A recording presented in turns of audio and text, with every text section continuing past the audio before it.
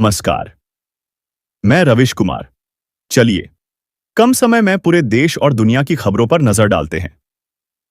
तो आइए, आज के मुख्य समाचार में देश भर की तमाम बड़ी खबरों को जानते हैं। मैं आपसे हाथ जोड़कर विनती करता हूं कि इस वीडियो को अंत तक देखें और हमें समर्थन करने के लिए हमारे चैनल को सब्सक्राइब करें। और आप हमारा वीडियो कहां से देख रहे हैं, कृपया कमेंट बॉक्स में जरूर बताएं। केंद्र और राज्य सरकार की तरफ से कई योजनाएं चलाई जाती हैं, जो बेटियों के जन्म से लेकर शिक्षा और शादी तक का खर्च उठाती हैं। राजस्थान सरकार ने इस योजना को साल 2016 में शुरू की थी। तब से लेकर यह योजना बेटियों के अकाउंट में जन्म से लेकर 12वीं क्लास पास करने तक 50,000 रुपए अकाउंट में भेजती है। यह राशि सीधे बेटियों के अकाउंट में भेजी जाती है, जो 6 अलग-अलग किस्तों में जारी होती है। साल 2025 अब धीरे-धीरे समाप्ति की ओर बढ़ रहा है। 1 जनवरी आते ही साल 2026 की शुरुआत हो जाएगी। नए साल की शुरुआत के साथ ही कई बड़े आर्थिक नियम भी बदल रहे हैं, जो सीधे आपकी जेब को प्रभावित कर सकते हैं। 1 जनवरी से एलपीजी गैस के दाम से लेकर पैन, आधार, नया पे कमीशन तक ढेर सारे नियम बदल रहे हैं। कांग्रेस कार्य समिति की बैठक में एमजीएनरेगा की जगह लाए गए नए वीबीजी रैम जी कानून के खिलाफ रणनीति पर मंथन हो रहा है। पार्टी इसे जनविरोधी बताते हुए देश भर में आंदोलन, पदयात्रा और जनसभाएं करने की तैयारी में है। बैठक में सोनिया गांधी, राहुल गांधी और मल्लिकार्जुन खड़गे मौजूद हैं। कर्नाटक में कांग्रेस सरकार द्वारा हाल ही में विधानसभा के दोनों सदनों में पेश किए गए Karnataka hate speech and hate crimes prevention bill 2025, जिसे आमतौर पर एंटी हेट बिल कहा जा रहा है, को लेकर काफी बहस हो रही है। बिहार की राजनीति में उपेंद्र कुशवाहा की पार्टी राष्ट्रीय लोक मोर्चा की चर्चा तेज हो गई है। ऐसा इसलिए क्योंकि उनकी पार्टी के विधायक रामेश्वर महतो ने अपने ही दल के नेता पर नाराजगी की है। राष्ट्रीय जनता दल के सुप्रीमो लालू प्रसाद के बड़े बेटे और जनशक्ति जनता दल जेजेडी के प्रमुख तेज प्रताप यादव ने पार्टी की निष्कासित राष्ट्रीय प्रवक्ता संतोष रेणु यादव पर जान से मारने की धमकी देने का आरोप लगाते हुए पुलिस में शिकायत दर्ज कराई है। मुंबई में महानगर पालिका चुनाव को लेकर सभी दलों की तैयारियां तेज हो गई हैं। इस बीच समाजवादी पार्टी ने महानगर पालिका चुनाव को देखते हुए अपने 21 प्रत्याशियों की लिस्ट जारी की है।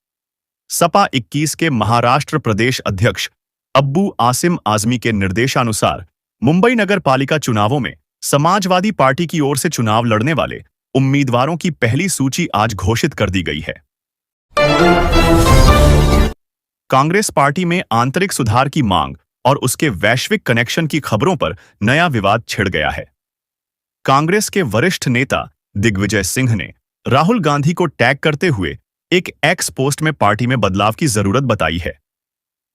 इस पर बीजेपी सांसद सुधांशु त्रिवेदी ने तीखी प्रतिक्रिया दी और पूर्व अमेरिकी राष्ट्रपति बराक ओबामा की किताब का हवाला देकर राहुल गांधी की समझ पर सवाल उठाया।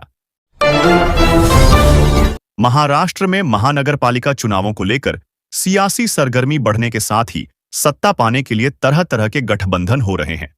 जहां एक ओर 20 वर्षों के बाद उद्धव ठाकरे और राज ठाकरे ने साथ मिलकर चुनाव लड़ने का ऐलान किया, वहीं एनसीपी में भी अजित पवार और शरद पवार के बीच पुणे में एकजुट होकर चुनाव लड़ने की बातचीत शुरू तो हुई, लेकिन यह बेनतीजा रही।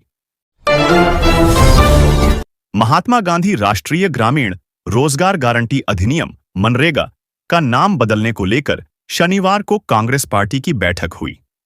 पार्टी अध्यक्ष मल्लिकार्जुन खड़गे की अध्यक्षता में आयोजित कांग्रेस कार्य समिति सीडब्ल्यूसी बैठक में कांग्रेस संसदीय दल की प्रमुख सोनिया गांधी, लोकसभा में नेता प्रतिपक्ष राहुल गांधी, महासचिव केसी वेणुगोपाल, लोकसभा सदस्य शशि थरूर और कई अन्य वरिष्ठ नेता शामिल हुए।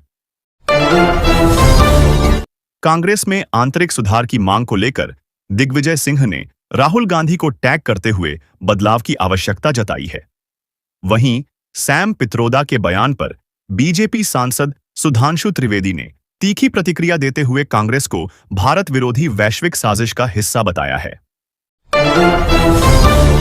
कांग्रेस के वरिष्ठ नेता और मध्य प्रदेश के पूर्व मुख्यमंत्री दिग्विजय सिंह ने बीजेपी के संगठन की तारीफ कर देश भर की सियासत में हलचल पैदा कर दी।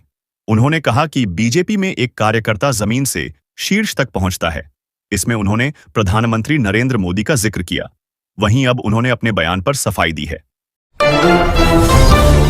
कर्नाटक के उप मुख्यमंत्री डीके शिवकुमार ने केरल के मुख्यमंत्री पिनरई विजयन को कर्नाटक के आंतरिक मामलों में दखल न देने की सलाह दी है। उन्होंने यह प्रतिक्रिया उत्तर बंगलुरु में चलाए गए अतिक्रमण हटाओ अभियान को लेकर विजयन की आलोचना के बाद दी है। महाराष्ट्र में महानगरपालिका चुनाव के लिए महायुति में गठबंधन का फॉर्मूला तय हो चुका है। मुंबई में भाजपा 140 और शिवसेना एकनाथ शिंदे गुट 87 सीट पर चुनाव लड़ेंगे। नागपुर सहित विदर्भ की 4 महानगरपालिकाओं में बीजेपी और एकनाथ शिंदे की शिवसेना साथ चुनाव लड़ेंगे।